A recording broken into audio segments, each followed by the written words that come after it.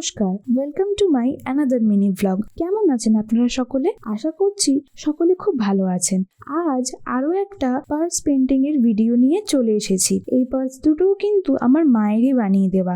দুটো আমাকে পার্স বানিয়ে দিয়েছিল, যার মধ্যে একটা আজ আমি রং করব, আর সেই ভিডিওই আপনাদের সাথে শেয়ার করব।